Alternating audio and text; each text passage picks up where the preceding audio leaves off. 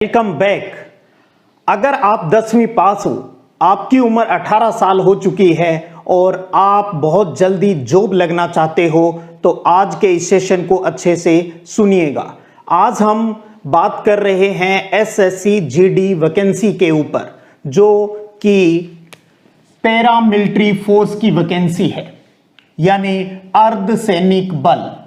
अर्धसैनिक बल के अंदर कांस्टेबल की भर्ती आई है, जो कि एसएससी द्वारा ली जाती है, जिसे कहा जाता है एसएससी जीडी कांस्टेबल की बात करते हैं। और इसके 6 जो फील्ड हैं उनके अंदर ये वैकेंसी इस साल आई है। वो है BSF, CISF, SSB, ITBP, AR और एसएसएफ। इन 6 की वैकेंसी, इन 6 फील्ड के अंदर आपको एक ही वैकेंसी से चुना जा सकता है। जब आप फॉर्म भरते हो तो इनका क्रम है वो निर्धारित करना होता है। मैं मेरी तरफ से सलाह दूं तो 1 नंबर पर आप एसएसएफ भर सकते हो, 2 नंबर पे आप सीआईएसएफ, 3 नंबर के ऊपर आपको बीएसएफ चॉइस करनी चाहिए। उसके अलावा आपका जो भी मन करे एसएसबी, आईटीबीपी और एआर में से आप सिलेक्ट वो कर सकते हो। ये बहुत बड़ी भर्ती है। पोस्ट है टोटल इस साल के लिए 25,271, जिसमें से 22,424 जो वैकेंसी है वो मेल के लिए है, जेंट्स के लिए है, और 2,847 जो वैकेंसी है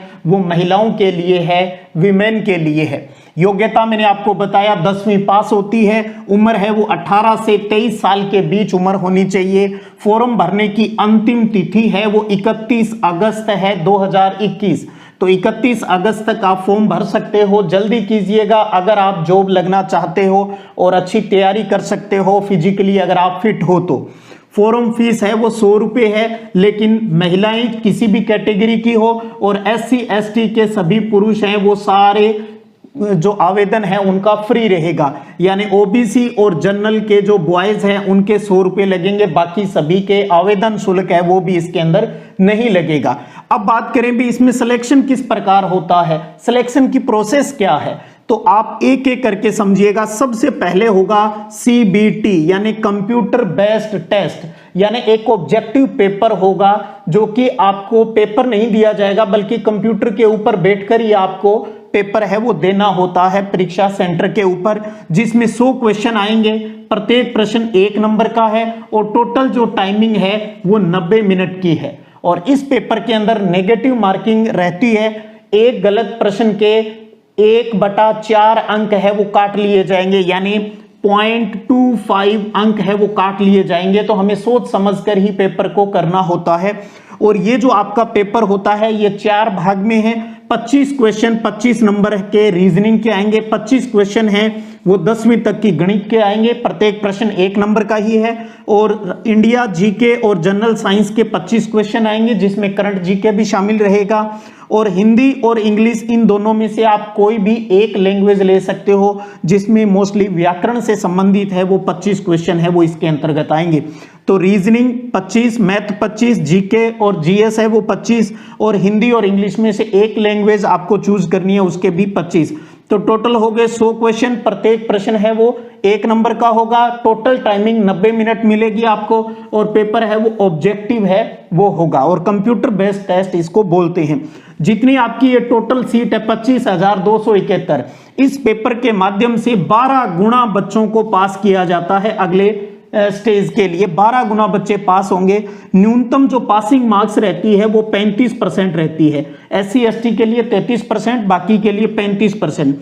न्यूनतम पासिंग मार्क्स का कोई ज्यादा रोल नहीं रहता, क्योंकि आजकल सब बच्चे तैयारी के साथ बैठते हैं। पहला टारगेट यही हो भी हम 12 गुना में आए और वो भी अच्छे नंबरों के साथ आए, ताकि जब फाइनल जो आपकी लिस्ट जारी हो सिलेक्शन की तो आप उससे बाहर नहीं हो पाए। उसके बाद होता है फिजिकल टेस्ट, जिसके अंदर आपका दौड़, ऊंचाई और सीने की बात आती है। तो दौड़ की बात करें तो 5 किलोमीटर दौड़ है वो 24 मिनट में करनी है। ये जेंट्स के लिए है, पुरुष के लिए है, लड़कों के लिए है।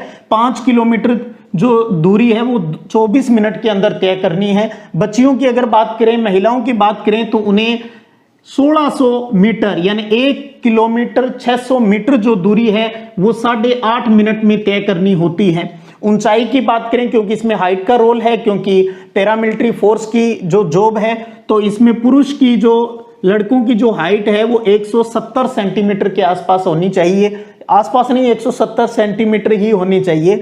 और मोटा मोटा अगर आपको फुट और उसमें बताऊं तो 5 फुट और 7 इंच के आसपास हो गई। वैसे आपको एग्जैक्ट नाप लेनी चाहिए आपकी हाइट कितनी, 170 सेंटीमीटर हाइट होनी चाहिए। महिलाओं की बात करें तो जो हाइट है वो 157 सेंटीमीटर होनी चाहिए, यानी 5 फुट 3 इंच के आसपास है वो हाइट होनी चाहिए। तो महिलाओं की 157 सेंटीमीटर हाइट और पुरुष की है वो 170 सेंटीमीटर हाइट होनी चाहिए।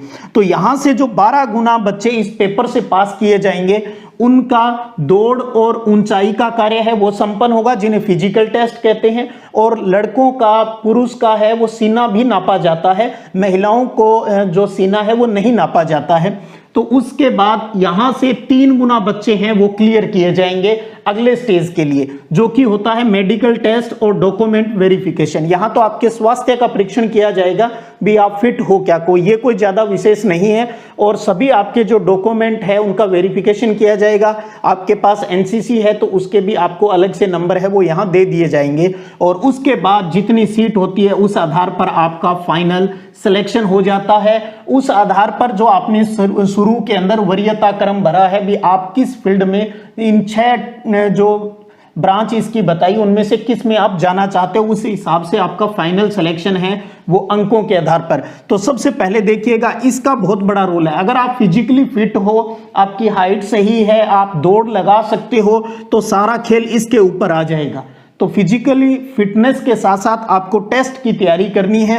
और इस टेस्ट का जो स्टैंडर्ड रहता है वो 10वीं क्लास तक का रहता है। बाजार में बहुत सारी अच्छी बुक्स हैं, आप कहेंगे तो मैं और भी आपको बता सकता हूं भी कौन सी पढ़नी चाहिए। तो बहुत एक अच्छी तैयारी से आप बहुत कम उम्र में जॉब लग सकते हो, अपने परिवार की हेल्प कर सकते हो और अपनी पढ़ाई भी आप जारी रख सकते हो। तनख्वाह की बात करें तो तनख्वाह है वो 21,700 से लेकर 69,100 रुपए के बीच रहती है। ये बेसिक सैलरी है, ये मूल नहीं है, जो आपको मिलेगा वो नहीं है, मिलेगा इससे कहीं ज्यादा भी इसके बीच। यानी मोटी मोटी बात करूं तो लगभग 40-50 हजार रुपए से ज्यादा है वो आपको सैलरी मिलेगी। अगर आप बीएसएफ के अंदर हो और बीएसएफ में आपकी कोई हार्ड ड्यूटी है तो वहां अलग से अलाउंस वगैरह भी दिए जाते हैं। तो ये है एसएससी जीडी के अंदर कांस्टेबल की वैकेंसी आई है। मैंने फिर शुरू में ही कहा, आप 10वीं पास हो, उम्र 18 हो गई है और आप जल्दी जॉब लगना चाहते हो तो ये आपके लिए एक अच्छा विकल्प हो सकता है। आप अपनी पढ़ाई भी जारी रखें और जॉब के लिए भी आपको ट्राई करनी चाहिए। कुछ बच्चों के ये हो सकता है भी सर ये पैरामिलिट्री फोर्स क्या है, तो बताना चाहूंगा। आपने मिलिट्री सुना है ना, सेना सुना है। मिलिट्री सेना के अंदर तीनों आते हैं, थल सेना, जल सेना और वायु सेना की बात आती है, जो इनसे जो अग्रिम पंक्ति के जो होते हैं।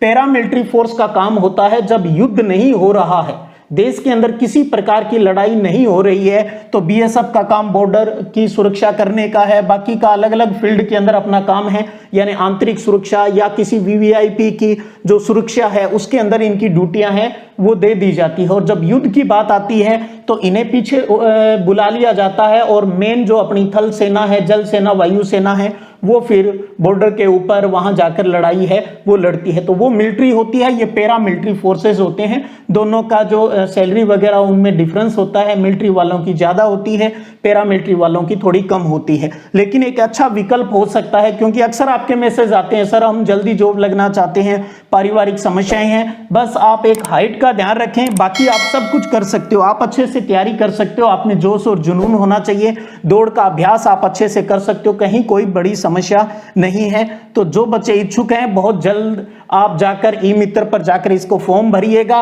वरीयता क्रम आप अच्छे से भरिएगा, अभी आपको पहले कौन सी जॉब अच्छी लगती है। अगर आपको एडवेंचर पसंद है तो आप बीएसएफ ज्वाइन कर सकते हो, और आप चाहते हो भी मुझे बहुत ज्यादा घूमना नहीं है तो आप सीआईएसएफ के अंदर जा सकते हो। सीआईएसएफ का मतलब होता है जितने भी भारत सरकार के जो उपक्रम होते हैं उनकी सुरक्षा की जिम्मेदारी होती है। कोई भी जैसे इसरो है बेंगलोर के अंदर है तो उसकी सुरक्षा की जिम्मेदारी है वो सीआईएसएफ के पास होगी।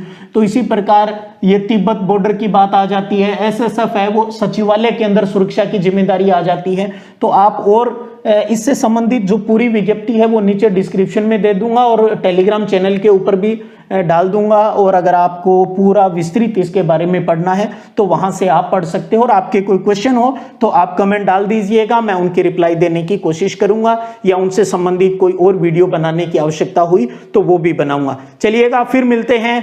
बेस्ट विशेष। जय हिंद, जय भारत।